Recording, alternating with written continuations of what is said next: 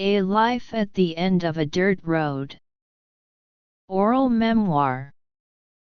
I was born in the 1930s, in a village called Spring Wind. Back then there were dirt roads, tile-roofed houses, and a river in front of our home where small boats could pass. I don't really remember my parents, my brothers or sisters, or even what our old house looked like. Those early years are all a blur. What I truly remember starts in my 20s. Around that time, a matchmaker arranged my marriage. I was working in the city as a bricklayer, which was a bit better than the men in the village who just farmed the land. My wife was a farm woman from the countryside, short and thin. I was taller, strong, and for a farm boy, fairly fair-skinned. In those days I rented a company-owned room from the construction firm, a small place of about 27 square meters. I worked as a mason from dawn to dark. We didn't use the electric lights if we could help it, and I didn't own a watch. I just followed the light. When it was dark, I stopped. When it was light, I worked. By the end of the day my whole body ached, from my shoulders down to my feet. But the work felt solid and honest.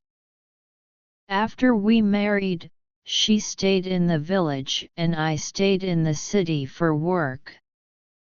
On my days off I would ride a bicycle for an hour to get back home. The road was narrow, unpaved, and I had to cross a bridge. There were trees along the way, and behind the trees were rice paddies as far as you could see. Every time I reached our house, the kids would come running from near the pigsty to greet me. That was the happiest moment of my day. At night we'd light a small kerosene lamp too stingy to turn on the electric bulb, and under that dim yellow light I'd joke around with the children. And that was a whole day. We had 3 children, the eldest a boy, the second a girl, the youngest a boy. When my eldest was small, he had a fever and fell seriously ill. After that he became deaf and mute. I felt sad, frustrated, and helpless, but there was nothing I could do. I worked as a mason my whole life, all the way until I retired at 60 and moved back to the village for good. At first I didn't know what to do with myself. I wasn't used to having nothing to do. My eldest son took over my job in the city and stayed in the company housing. My daughter married and moved away. My youngest went back and forth between having work and being unemployed, until he eventually found a steady job as a driver for a high-ranking official in the city. That was the first time his life felt stable. Back in the village, I didn't really do anything.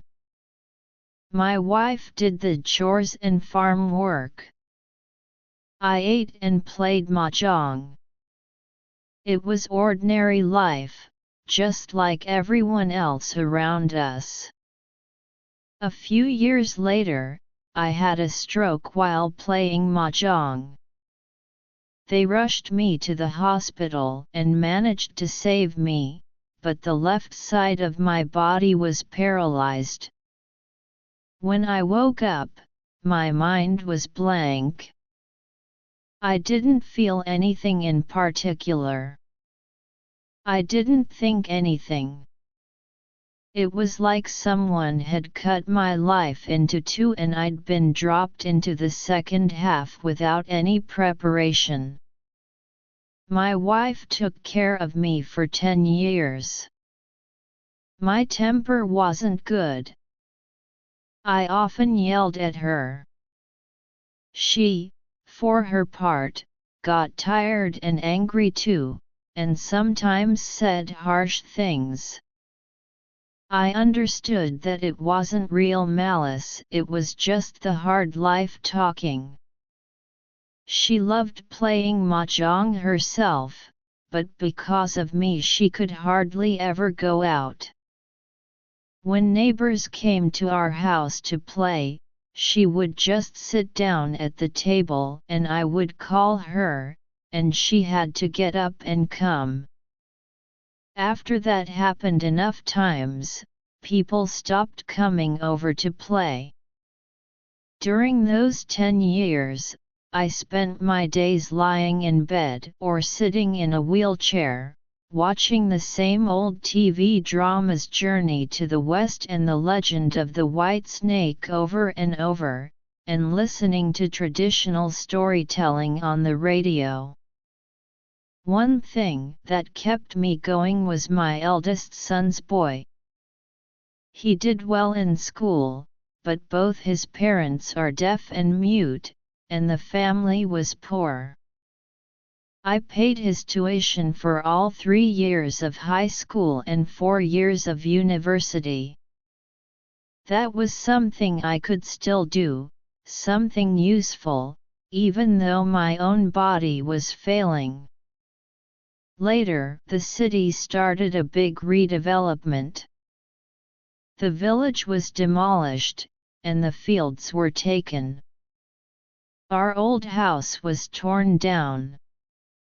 The government gave us a little compensation and told us to rent a place for a few years while new housing was built on the old site. My wife and I ended up living in a converted garage about 10 square meters, no windows, low ceiling. It was stuffy and cramped.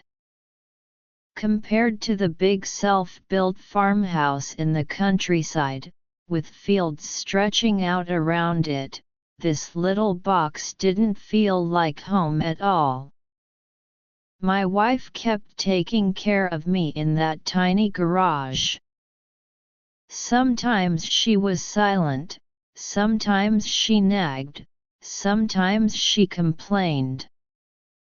Mostly, we were just getting through the days one day at a time, nothing more.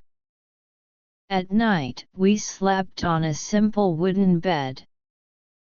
I lay on the inside. She slept near my feet.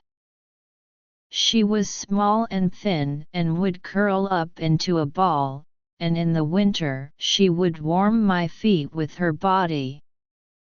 I knew, deep down, that I owed her more than I could ever repay. We waited like that for 3 or 4 years. The new buildings were almost finished, but my body was reaching its limit. By then I was down to my last breath.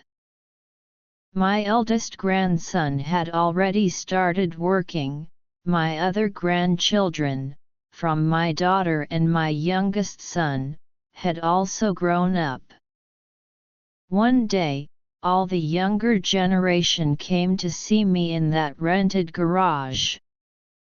Later, my son-in-law, my eldest son, and my youngest son lifted me up and carried me from that cramped garage to the new garage space built on the land where our old house had stood. I took my final breath there, in the new building, on the old spot. You could say I died back on my own ground. When I died, my wife was finally free. It's been almost 20 years since I passed. She's still alive. I think that's a good thing. It means my youngest son has treated her fairly well. I'm at ease about that. If I could say one more thing to her, it would be this. I love you. I'm sorry. You were always the one I loved the most. I just never said it. When I think of her, what I see in my mind is not her old age, not her bending over me in that garage, but the day we first met to be married. She was small and thin, wearing red wedding clothes, standing there in front of me. That first glance stayed with me my whole life. That's about it. My life wasn't grand. It was hard, tiring, and I never talked much. But I did live it, all the way to the end of that dirt road.